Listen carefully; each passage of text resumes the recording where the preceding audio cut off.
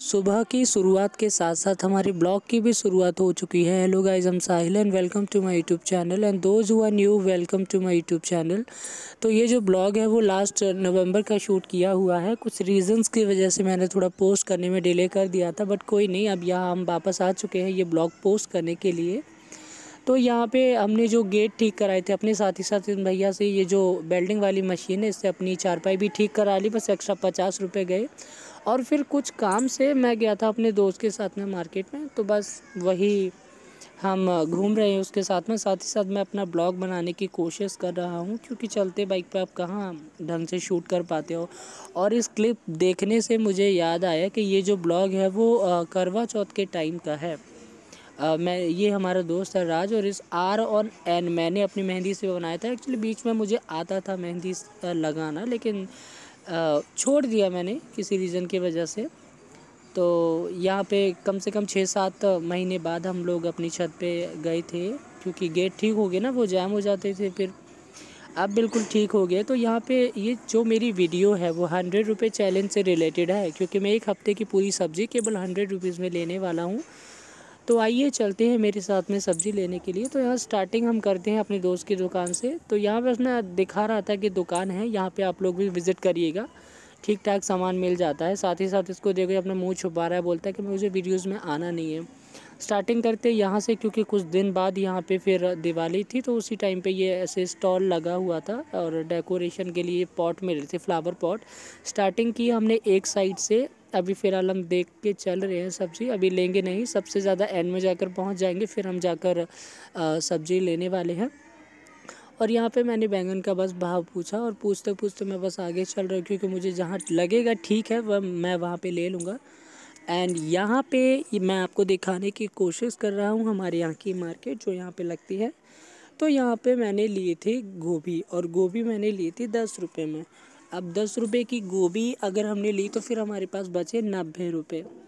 तो यहाँ पे गोभी लेने के बाद में ये आधा किलो गोभी दी है इन्होंने, और यहाँ पे मैंने इनसे पूछा था प्याज, और यहाँ हमने आधा किलो प्याज मिला 20 रुपये में। अभी फ़िलहाल जो प्याज है वो 40 रुपये किलो है, जो कि अभी थोड़ा महंगा है। सर्दियों के टाइम पे बहुत ज़्यादा सस्ता मिलता है प्याज, लाइक 20 और 30 समथिंग। बट ठीक है, 40 भी ज़्यादा महंगा नहीं है। तो यहाँ पे मैंने लिया आधा किलो प्याज, और प्याज लेकर फिर हम चले आगे।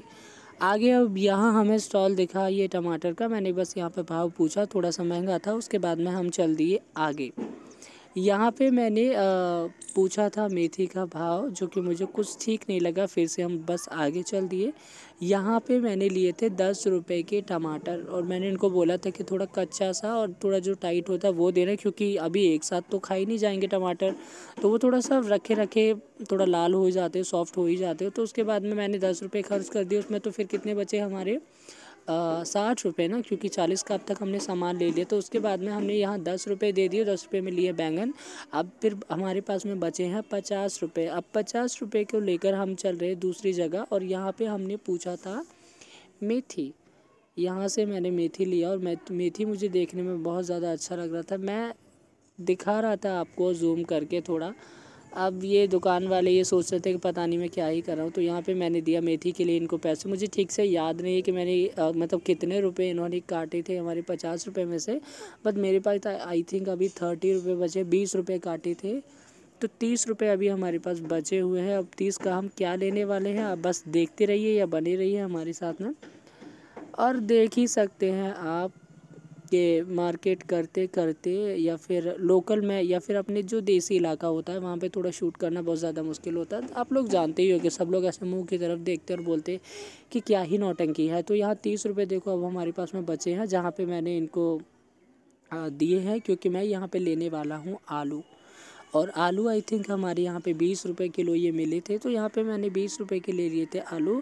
और उसके बाद में फिर मैंने लिया था अदरक। अदरक लेने के साथ साथ मैंने इनको बोला था कि थोड़ा हरी मिर्च और थोड़ा धनिया भी डाल दे, जो कि भैया ने थोड़ा हरी मिर्च और धनिया डाल दिए थे। हरी मिर्च भी बाद में डाली थी, लेकिन वो शूट हम कर नहीं पाए।